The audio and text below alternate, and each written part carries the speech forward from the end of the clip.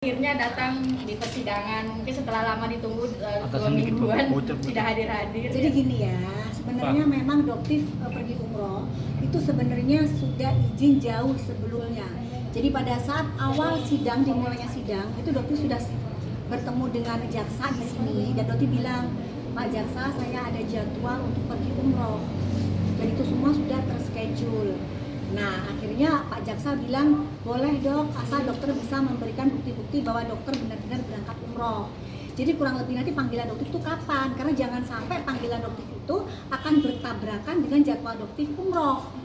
Nah pada saat itu sudah diprediksi nih Pak Jaksa bilang, beliau bilang bahwa kayaknya memang kemungkinan akan bertepatan, tapi tidak ada masalah. Kenapa? Karena kan tiketnya itu semua sudah direncanakan sebelum pemanggilan. Dan untuk pengurusan visa itu tidak mungkin diurusin sehari 2 hari.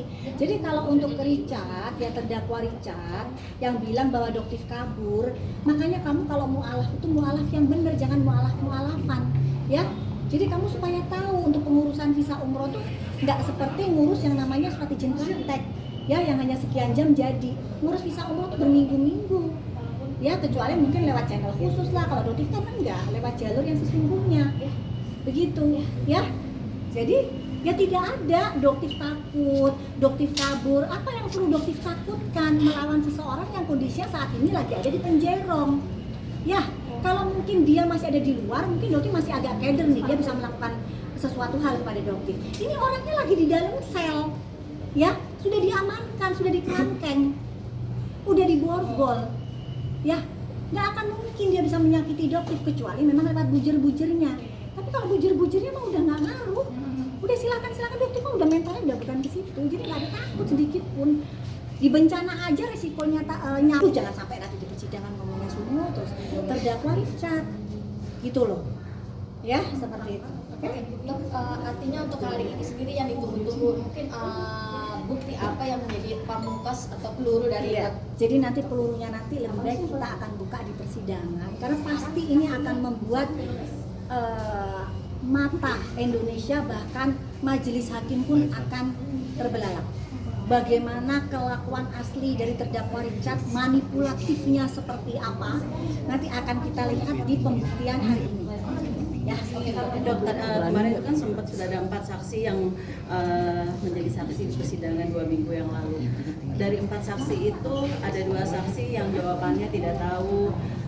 Beda dengan apa yang telah di BAP pada saat mereka di kepolisian Polda. Nggak, kalau menurut Doktif itu hanya giringan framing dari lawyernya.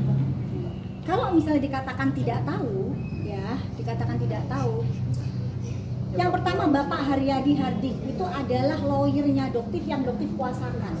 Beliau memang tidak mengerti secara detail permasalahan yang sebenarnya. Jadi beliau hanya mengerti kurang lebih garis luarnya saja. Seperti itu. Sedangkan Doktif kan menguasakan terhadap Pak Haryadi. Jadi wajar kalau misalnya memang banyak yang beliau tidak tahu. Misalnya menanyakan tentang aturan BPOM. Ya kan Pak Haryadi bukan orang BPOM, ya jelas nggak tahu. Terus misalnya kapan tanggal, kapan ini kan ada invoice-nya juga, tinggal dilihat. Kalaupun nanti ya, Doktif peringatkan ya kepada Bang Faisal ya, Hafiz ya, jangan pernah menanyakan tanggal. Anda bisa baca, Anda bisa lihat sendiri. Ini kejadian sudah hampir 2 tahun, setahun setengah. Ya, kerjaan Doktif tuh sibuk banget, bukan cuma ngafalin tanggal. Ya, jadi Doktif dari sekarang sudah bilang jangan pernah tanyakan tanggal daripada mempermalukan diri Anda sendiri di persidangan. Ya, karena Doktif tidak ingat tanggal berapa. Ya, udah, jadi jangan menanyakan tanggal. Oke, karena Anda bisa lihat sendiri di bukti invoice. Ya, Anda bisa baca sendiri di BAP. Ya, karena nanti kalau ada meleset sedikit pasti akan digoreng sama kliper-klipernya si terdakwa DRL. Tuh kan beda kan sama BAP, tuh kan beda kan. Padahal kerjaan Doktif itu banyak. Ya, nggak cuma ngafalin tanggal.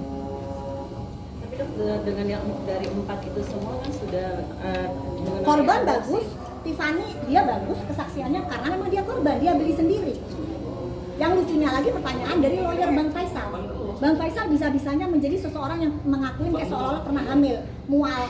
Padahal yang dijual WT itu tidak diperuntukkan untuk orang hamil. Tidak boleh dikonsumsi oleh orang hamil, tidak disarankan dikonsumsi oleh orang hamil. Itu aturan, itu jurnal. Tapi terdakwa DRL membolehkan untuk orang hamil. bahkan bilang tanpa efek samping. Itu dokter loh kelakuannya kayak gitu, membahayakan orang yang lagi hamil. Lawyer yang ngebelain. Terus kalau muntah, itu kan muntah karena hamil. Hello Bang Faisal, ya, glutathione tidak disarankan untuk ibu hamil, asal Anda tahu saja, ya. Lawyer Anda, Anda harus tahu, ya. Kalau Anda tidak mengerti, lebih baik Anda diam daripada mempermalukan diri Anda sendiri.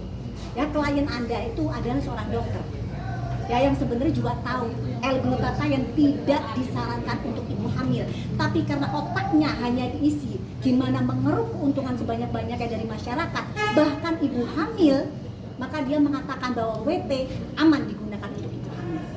Okay? Dok, tapi ini terkesan kemarin Kejati mengatakan ini adalah seperti persaingan bisnis yang dia mengibaratkan ada kerjasama. Kita akan buktikan di persidangan. Kita akan buktikan apakah ini persaingan bisnis atau memang bisnis dari terdakwa DRL yang emang harus dihancurkan. Ini adalah dua perbedaan yang sangat signifikan, ya. Satu persaingan bisnis yang jahat, yang satunya adalah bisnis yang emang harus dibongkar kedoknya sehingga tidak lagi merugikan masyarakat ratusan miliar. Seperti itu. Kita akan bongkar di persidangan. Dok, kemarin juga kuasa hukum Richard mengatakan kalau saat persidangan kesaksian Tiffany itu ini kamera di bawah nggak kayak nanti postingannya kayak Sinepos hidung doang gitu. kesaksiannya Tiffany mengatakan kalau saat pemakaian dia pegel dok. Saat kesaksian dia berdarah nggak ada efek samping darah pas persidangan kemarin memberikan kesaksian dia bilang ada darah mual segala macam. Itu juga dibahas. Kalau misalnya jarum pasti ada darah meskipun mikrolesi pasti akan ada darah. Jadi kalau dibilang tergantung sensitivitas kulit. Kalau misalnya kulitnya tipis, ya dia ngegores kuku sedikit aja dia bisa berdarah. Apalagi ketusuk oleh jarum, kan logikanya seperti itu. Ya. Itu tergantung tingkat sensitivitas kulit orang. Ya kalau memang dia kulitnya sangat tipis sekali, kuku aja kena kesenggol aja bisa berdarah, apalagi ditusuk. Udahlah. Jadi udahlah, ini kita ngomongnya dokter loh. Makanya dokter itu kalau mungkin dengan Tiffany orang awam, yang mungkin begitu ditanyakan dia langsung gelagapan. Tapi kalau menanyakan dengan seorang dokter, Anda tanyakan dong Bang Faisal kepada dokter nih yang memang mengerti bahwa klien Anda itu menjual produk berbahaya. Ya, yang selama ini digadang-gadang sebagai dokter yang melindungi masyarakat, pelindung wanita, hari ini kita kupas tuntas siapa sebenarnya seorang Richard. Dok, pihak Richard juga mengatakan dengan hadir atau tidaknya dokter ke persidangan hari ini tetap akan memberikan nilai plus buat Richard Lee. Yang namanya lawyer emang harus dibayar, ya ngomongnya begitu, ya. Boleh, nggak apa-apa, semakin bagus membela semakin besar bayarannya mungkin ya seperti itu. Dok, hari ini bawa saksinya siapa aja dok? Mungkin yang kemarin kan korban aja sih. Kalau dokter sih korban.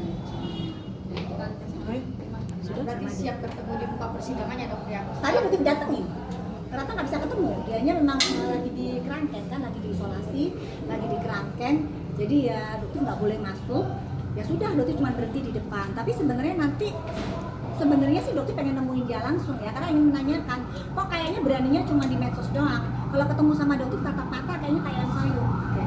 Jadi juga sempat katanya dikirain dokter nggak akan hadir, sempat ada ucapan dokteran pengecut gitu. Karena dokter sudah tahu memang ditunda. Dokter sudah tahu sidangnya akan ditunda. Karena tadi sudah dikabarkan memang akan ditunda karena hakim ada diklat ya kalau nggak salah, ada acara dadakan. Jadi daripada menunggu di sini panas, dokter juga sudah on fire, ya dokter sudah on fire. Jadi dokter lebih baik mendinginkan diri dulu persiapan. Tadi ada ucapan juga dari dokter Richard Lee kalau dokter nggak datang hari ini pengecut kan? Pengecut ya? Sekarang pengecut ya? Dia kan masyarakat. Siapa pengecut yang sebenarnya?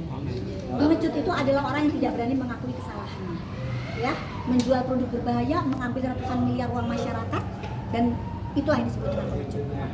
Dokter, mungkin terakhir kan dokter terbiasa menggunakan kacamata, nanti kan persidangan mau tidak mau harus dilepas dok. Kita lihat Gimana dok? Sudah siap melepas atributnya biasa dokter? kita lihat apa yang terjadi, ya. Oke? Ataukah mungkin Dotif akan menggunakan masker seperti yang digunakan oleh Reni Effendi? Dok, pada saat kemarin umroh mungkin ada doa apa sih dok dengan